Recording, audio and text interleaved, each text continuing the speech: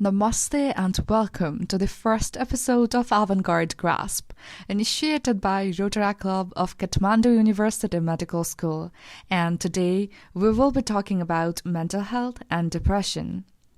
We all are under a lockdown currently, and perhaps a month passing by, it feels like now I am tending to adapt this isolation with being utterly disorganized, constantly being stumped by the pyramid of healthy lifestyle. It's like living in a cluttered place where my energy has been zapped, but I still can't sleep because of my intrusive thoughts and anxiety throughout the night. So when I started talking to my friends, they also complained with similar habits. And then I thought we all might not be exposed to an environment that completely respects and protects basic civil, political, socioeconomic, and cultural rights, which are fundamental to mental health. In addition to health sectors, it is also essential to be mainstreamed into policies and programs, but then the focus of stakeholders being stolen by the chaos, the escalating burden of mental disorders seem to rise substantially, and it feels devastating. So, to redeem the exponential emotions during this time by exploring more about the topic proper, we have our very admirable guest, Dr. Richa Amatya, who is a consultant-psychiatrist currently working in Nepal Medicity Hospital and Shree Birendra Army Hospital. She worked as a correctional psychiatrist among the prison inmates in Dhulikhel prison. She is also an activist trying to raise awareness regarding mental health and associated stigma with it. She believes in a world where mental health is equally prioritized as our physical well-being.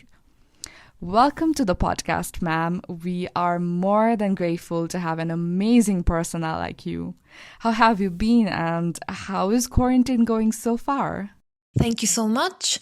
Well, it's been quite different. After all, this COVID-19 pandemic and lockdown is new for us all.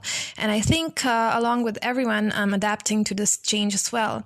And in terms of keeping myself occupied, well, it's been quite busy. In fact, right now I'm balancing work at home and work at the hospital. So for me, time is actually flying by. Keeping ourselves busy is also a satisfaction people are striving for nowadays, so good to know about it. Now coming back to the topic itself. Globally, mental health problems are a serious public health concern, and 1 in 4 people in the world are being affected by mental or neurological disorders at some point in their lives, and it can happen to anyone from all genders and ages, and even to those who are living in ideal circumstances. By virtue of what we have witnessed in this quarantine is the importance of psychosocial well-being and inevitably our mental health itself. So, as a psychiatrist, how have you been benefited in this matter of time?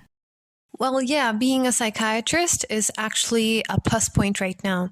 I mean, when I hear the news and the updates of COVID-19 and the extension of lockdown, I get tensed as well. I mean, it's natural to be tensed.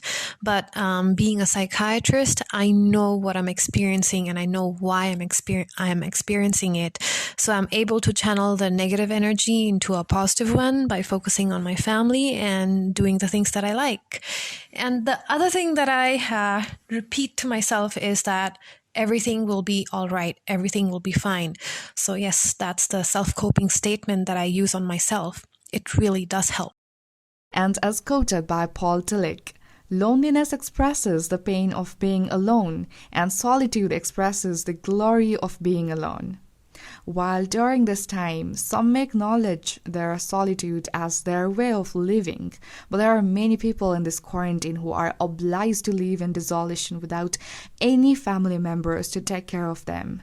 And respecting the ambience that minorities should never be ignored. we would like to ask you to share your insights regarding mental health to them. Well, yes, thousands are in quarantine lately in our country, Nepal, and even more throughout the world. I can't imagine how it must feel for them, first of all, to be suspected of having COVID-19 or even being tested positive for it. It must be quite a challenge to maintain composure at this time. But what I would like to tell them is that they are not alone. And even more, they're not only helping themselves by staying in quarantine, but they're actually helping their family, their loved ones, and many more around them. Because being in quarantine is actually creating a barrier. It's stopping the spread. And after a certain time, they will obviously be allowed to go back home and be reunited with their family. So it's just a matter of time. So for now, the key point is to be strong, be calm, and together we will overcome this. Exactly. Besides so many mental health issues and mental illnesses that are prevalent in our country, depression is the one that is mostly talked about. But many people aren't really aware about this subject. They know it's a sneaky disorder that we cannot catch in the early stages, but when we realized we are already in grip of it, and sooner or later we will be plummeted into a catastrophe. So can you enlighten us about the criterion for a person to be depressed? Yes, depression is quite prevalent. It's common for people to feel down and sad in this situation, but it's even more important to differentiate whether you actually are suffering from depression or it's just a whimsical mood. If you're depressed, the sadness that you feel, it's quite persistent. It stays with you. It lingers on no matter what you do. You're not interested in things anymore. You basically don't feel like doing anything. You feel very tired and very exhausted.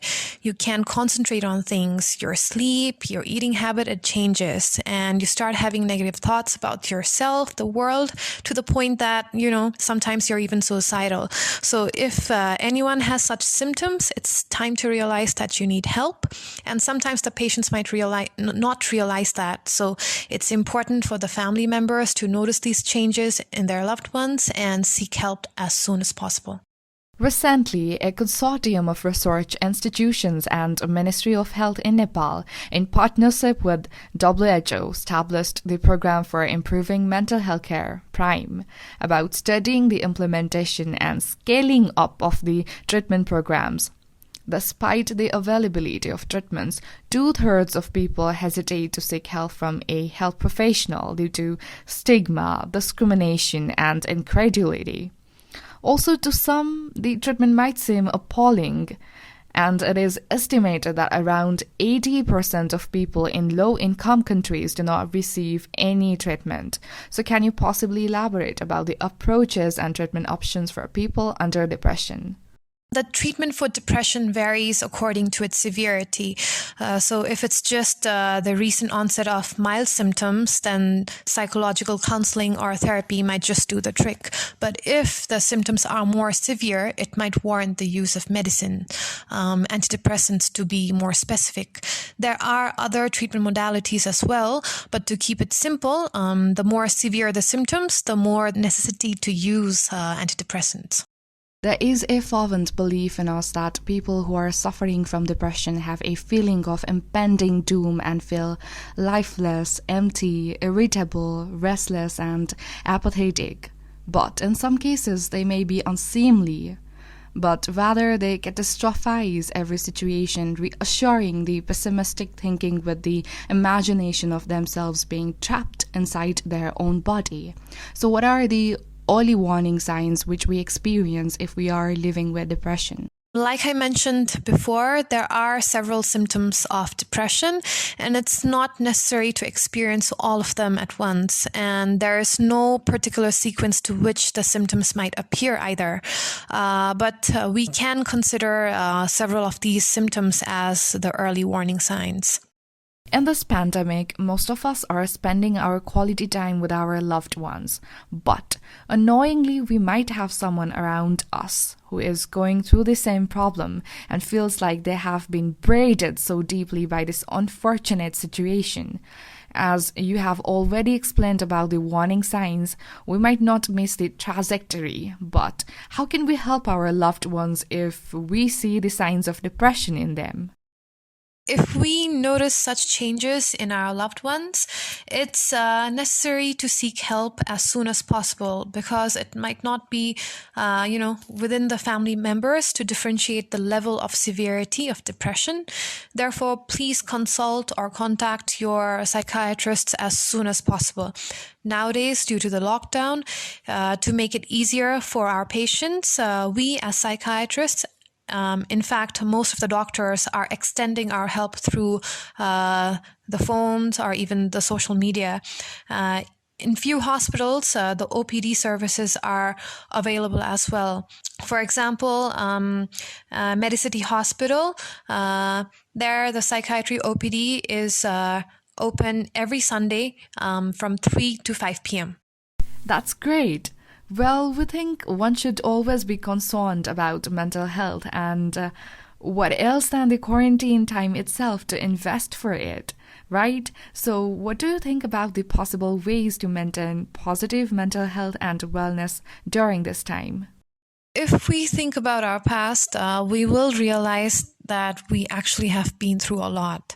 I mean, for example, we experienced the Maoist insurgents and even the earthquake of 2015, but we overcame both of them. So likewise, we will get through this crisis as well.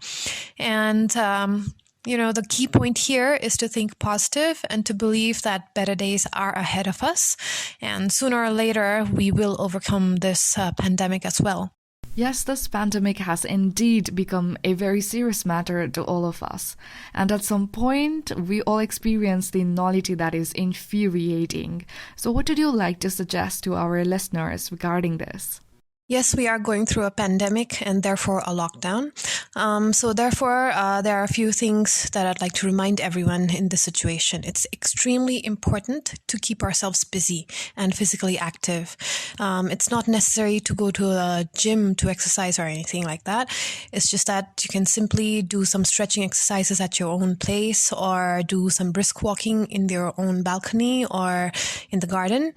And secondly, it's very important to maintain your hand hygiene and please avoid unnecessary touching of facial areas and eyes. And lastly, but not the least, spend time with your family. Talk to them and do things together because this pandemic, this lockdown will end sooner or later. And after that happens, we won't have time for our family as much as we have right now. So it's best to utilize it now. Thank you so much, ma'am, for being a part of this. It's been such a delight for all of us to have you as the guest speaker for our very first episode, and this is so special to all of us. Thank you so much for making me a part of this. Be happy, stay healthy, and foremost, stay safe, everyone. Thank you. In the end, mental illness is not a failure. In fact, if there is a failure, it is the way we behave to them.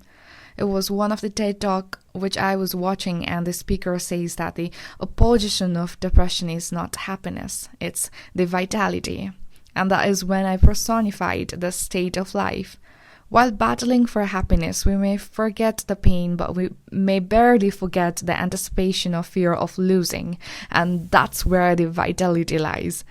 I hope this podcast will dispel long-held doubts and dogma and mark the beginning for everyone to help each others in their hard times. Thank you so much for listening till the end. Team Avant-Garde-Grasp will be coming back with yet another episode. Till then, stay safe, stay home, and stay tuned.